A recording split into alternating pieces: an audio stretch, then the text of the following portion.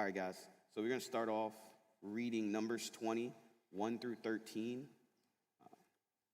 And the word says, "In the first month of the year, the whole community of Israel arrived in the wilderness of Zin and camped at Kadesh. While they were there, Miriam died and was buried." Miriam is Moses and Aaron's sister. "There was no water for the people to drink at that place, so they rebelled against Moses and Aaron. The people blamed Moses and said, 'If only we had died in the Lord's presence with our brothers. Why have you brought this congregation of the Lord's people into this wilderness to die along with our livestock? Why did you make us leave Egypt and bring us here to this terrible place? This land has no grain, no figs, no grapes, no pomegranates, and no water to drink.' Moses and Aaron turned away from the people and went to the entrance of the tabernacle, where they fell face down on the ground. Then the glorious presence of the Lord appeared to them. And the Lord said to Moses, 'You and Aaron must take the staff and assemble the entire community. As the people watch, speak to the rock over there, and it will pour out its water. You will provide enough water from the rock to satisfy the whole community and their livestock.' So Moses did as he was told. He took the staff from the place where it was kept before the Lord. Then he and Aaron summoned the people to come and gather the rock. 'Listen, you rebels,' he shouted. 'Must we bring you water from this rock?' Then Moses raised his hand and struck the rock twice with the staff, and the water gushed out. So the entire community and their livestock drank their fill. But the Lord said to Moses and Aaron, 'Because you did not trust me enough to demonstrate my holiness to the people of Israel, you will not lead them into the land I am giving them.' This place was known as the waters of Meribah, which means arguing, because the people of Israel argued with the Lord, and there he demonstrated his holiness amongst them." All right. So listen, you rebels. Naturally, we are all rebellious. So I love the fact that I asked you guys to move up, because everybody stayed in their seats for a second before they moved up. That just shows that naturally we are rebellious. When someone tells us to do something, typically I think what I want to do is the best way, you know? I'm sure y'all know that with parents, teachers. We all there. So listen, you rebels, and that's me included. So this is my dog, Kang. So I asked earlier if y'all have pets. So Kang, he's a good boy, great dog, but there's times, I'm sure y'all all know, where he doesn't listen. So 10 o'clock at night, Kang's barking at something that only God knows what it is. Everybody's trying to sleep. He's roof, roof. He's a hound, so he got that like long, drawn out, and I'm like, dude, it wakes up the whole house. I'm like, what are you barking at? All right, stop, please. Kang, I see, roof. I'm like, Kang, roof. And you get the newspaper, you start beating him over the head. No, I'm playing. Like Moses struck the rock. But I get frustrated. I'm like, Kang, dude, like, calm down. Like, come in the bedroom. All right, you're sleeping with me. Like, we need to stop. And he's literally barking at like a little shadow speck on the wall. I'm like, dude, it's not a threat. But to him, for some reason, we all need to be aware of it. So anybody have that with their dogs? You tell them to sit, they lay down. You're like, bruh, lay down. They roll over. It's like, we're not doing pets. Like, come on, listen up. Siblings another thing.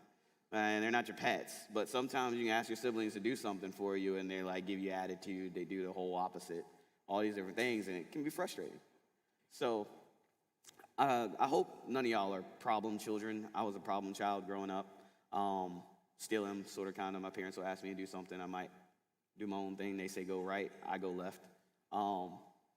But yeah, so being a problem child, like for me, my parents would tell me, like, hey, TJ, cut the game off. Let's get your homework done.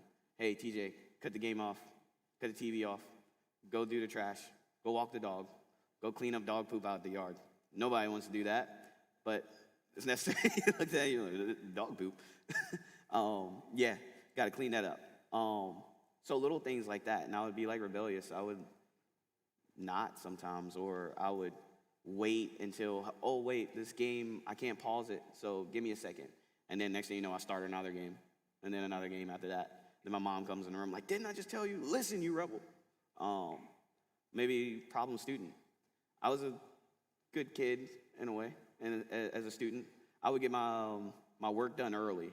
So I would like get up, leave my seat, go talk to my friends, or try to help somebody out. And my teachers would always be like, "Hey, like TJ, sit down. TJ, stop talking. TJ, quiet. TJ, get off the computer. TJ, what are you doing?" And all these little things. And I was just rebellious. Naturally, I just kind of felt like I knew I got my work done, so I should be free. I should be able to do what I want to do, right? It's just how we are as humans. And typically, that's not exactly what God is calling us to do. So one thing God really emphasized in this text was you failed to demonstrate my holiness. So what is holiness? The Hebrew word for holiness is kadosh, which means to cut or to set apart, to split. And God, he is set apart from us. The main reason why he's set apart from us is because he's holy. He's this being that we look up to. So he's good in ways that we can't completely comprehend. He's all-knowing, all-seeing. He's never wrong, always right. And so he's very set apart from us because we are flawed. But God gave us Jesus for our salvation. So he died on the cross to make up for our flawedness. So what does it mean to be holy? It means to be pure, perfect in every action, and never wrong. So how did Moses and Aaron fail to demonstrate this holiness? So was it when Moses started beating that rock and when God told him to speak to it? This is, God, why would I have to give you this water? Boom, boom. Or was it that Moses thought that the Israelites needed a lecture? Like they needed to be told, like, listen, you rebels. I don't know how many times I've had to tell you this, but God's going to provide everything that we ask for. I mean, literally, we just came from Egypt. He split the sea. Like, how much more does he have to show you? Like, why aren't you listening? Was it that he was frustrated? I mean, his sister just passed away, and they're complaining about having no figs, no pomegranates. Like, bro, entitled much? Like, come on. I get the water, but dude, figs, pomegranates, grain, come on.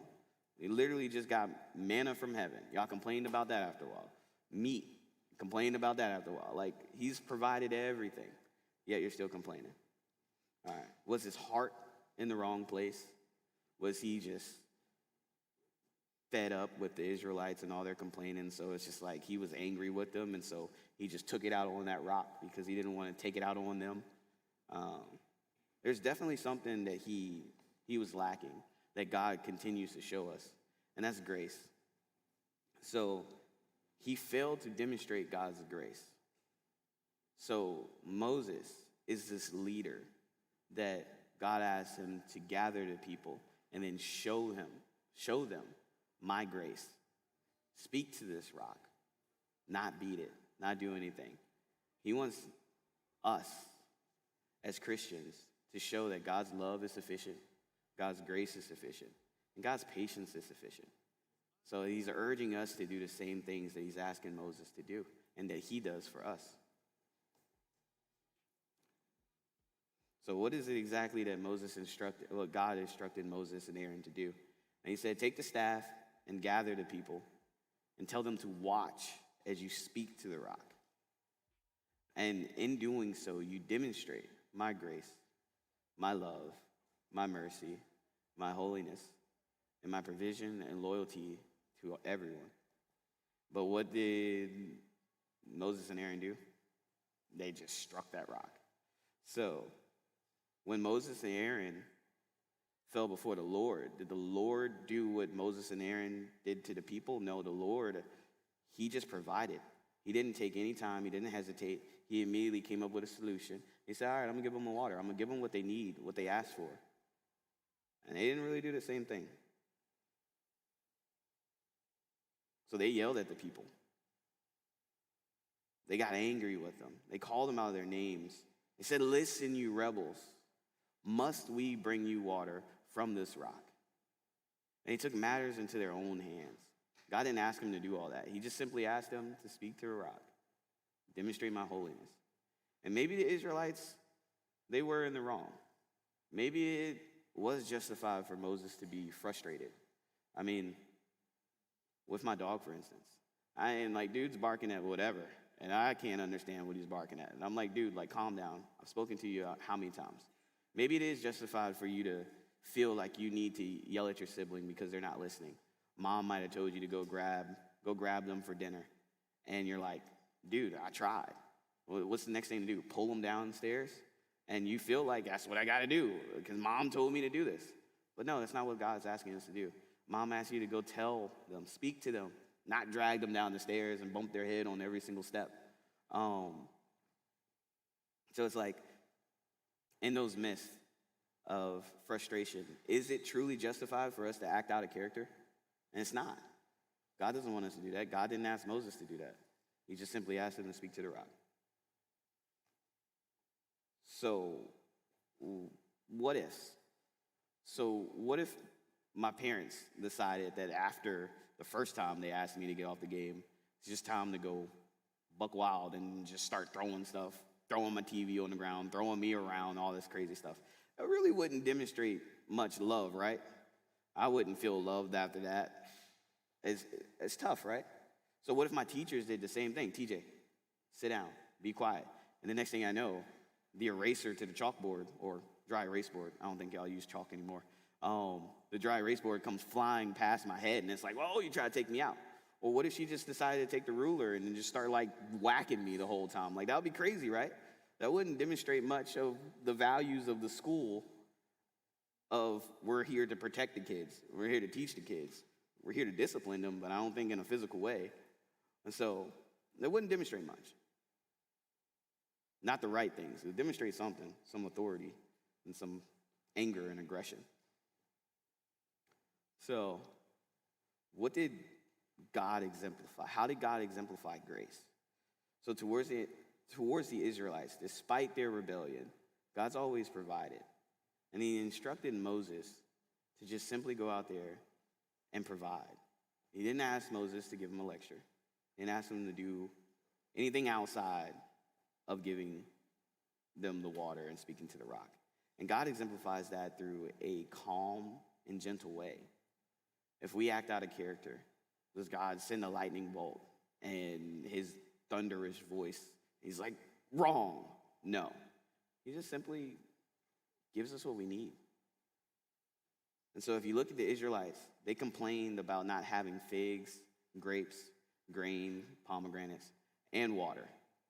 And God gave them exactly what they needed. He didn't give them the figs, the grapes, the pomegranate, or the grain. He just gave them water, exactly what they needed.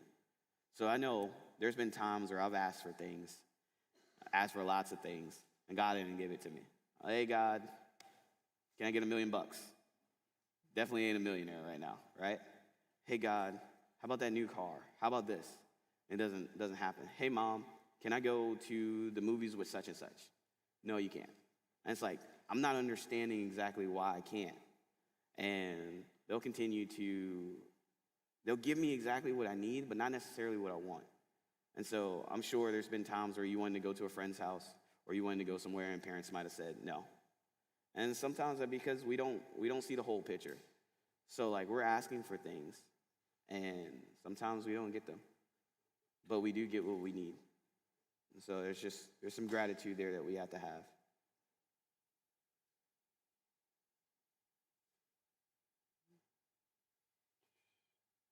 So, what is God instructing them to demonstrate in these moments?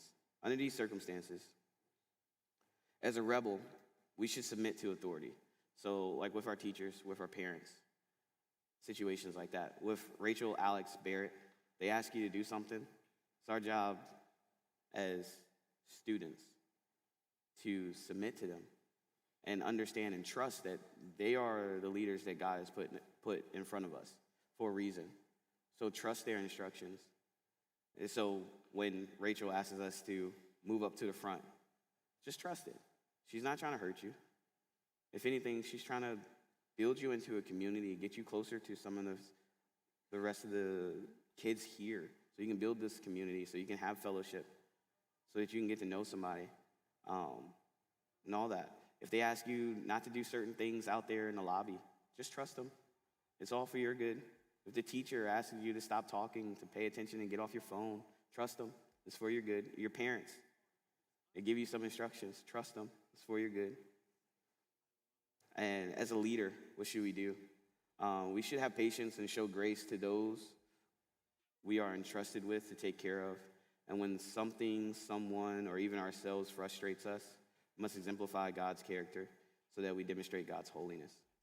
So, as a leader, I don't know if anybody's been a captain of a team, or maybe you're an older sibling, and parents ask you to watch over your younger sibling. What is God expecting us to do there? Is he expecting us to just lord over them and just yell at them the whole time when they're disobedient? No, he's asking us to simply be kind, show mercy, give them clear direction for sure, and gather them up, but make sure that they're listening, and then speak to them. Don't be bashful, don't be angry, don't be aggressive.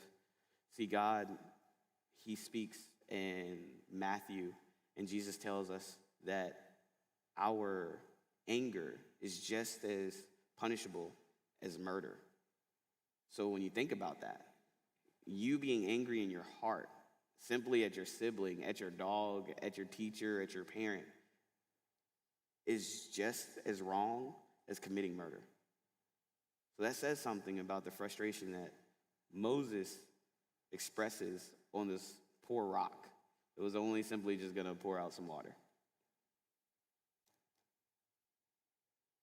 So if you're a leader and your coach asks you to go and speak to your teammates, or one teammate in particular, because they're skipping practice or they're not doing really good and all these things, should you go and lecture them? Maybe you should go in there with a kind and caring heart and speak to them. Figure out what's wrong. Talk to them, your sibling. Figure out what's wrong. Talk to them. Hey, why aren't you listening? Mom asked us to do this. Dad asked us to do this. Talk to them. Show them kindness, passion, love, and grace. So like Moses and Aaron, they could have shown the Israelites grace and patience, but instead they allowed their frustration to dictate their actions towards those that they were entrusted to take care of. When you're put in this leadership role, this position of authority, whoever put you there, they trust you to take care of the things that you are lording over. So when you take advantage of that and you start letting that power get to your head in any way, or you allow the frustration, because you will get frustrated, to dictate your actions, you're stepping outside of God's character. And we want to remain within God's character. Life happens. We're going to get frustrated. None of y'all are able to drive just yet, but I'm going to tell you, once you get on these highways, man, people are going to frustrate you. There's such thing as road rage. And you got to literally fight with yourself not to road rage on people. Because life, people frustrate you. If you ever been in an auditorium on a plane and you got a little kid that's kicking the back of the seat, just being really, really annoying, don't turn around and start beating the kid like Moses beat that rock. It's not going to go well for you. I'm sure the kid would probably even get even crazier and probably do something else. But yeah, maybe you should just hop back there, sit beside him, speak to him. One, he can no longer kick you in the back because you're right beside him. He start kicking you in the shin, and that's something different. But he can no longer kick you in the back anymore. And you can talk to him, have a conversation with the kid. So God shows us so much patience and grace that we wake up to new blessings, mercies daily. His only instruction is that we do the same to those around us. Be his hands and his feet on earth. Do y'all know what being the hands and feet of God means? It means being a witness, going out there and exemplifying the character of God in everything that we do. Because there might be somebody out there that doesn't know God. And through you, they get an opportunity to hear the gospel or even see an illustration of what God's kindness and mercy looks like. Like that kid that could be kicking the seat behind you. He could be going through something. He could have a disability or something like that. And if you turn around and you start beating that man, what does that show to him? Is that a good example? It's just, oh man, people are fed up in this world. People, they don't have no patience. No, have patience. Talk to them. If your sibling is being disobedient and you just start choking them. Like, no, you don't want to do that because that doesn't show God's grace. It doesn't be a good example. And probably won't listen to you. They'll probably go to their parents and be like, hey, don't let such and such, like, don't let TJ babysit me no more. He's not a good example of you guys. So God's calling us to be a good example, a good witness, because you never know what someone's going through. And maybe God wants to use you to show that person love, kindness, forgiveness, grace, or mercy. His character traits bring us closer to him and bring people closer to him as well. So the Spirit tells us through the Apostle Paul that to share the good news with gentleness. And then in Colossians, Paul explains that in our new nature with God as our Lord, we must clothe ourselves with tender-hearted mercy, kindness, humility, gentleness, and patience. So a part of that great commission that God gives us is to share the gospel, to create disciples, but it's also in the act of doing that is to show kindness, mercy, and grace. And just be his hands and feet. Be a great witness to those around us, whether it's teammates, classmates, teacher, parents, siblings, and even our pets. Pets are a good place to start. But, yeah. All right, guys. That's about all I got for y'all. Let's bow our heads. Let's close out. Most gracious Heavenly Father, dear Lord, I just want to say thank you. Just want to raise our hands up to you for the example that you set for us, for the character that you show us in these words, in this Bible, the person that you've always been, unfailing, loving, kind, and merciful. Dear Lord, I just want to ask that you continue to work on us so that we can be a good example for you, Lord, towards those that you have called us to touch in this life, dear Lord. And these and all prayers, amen.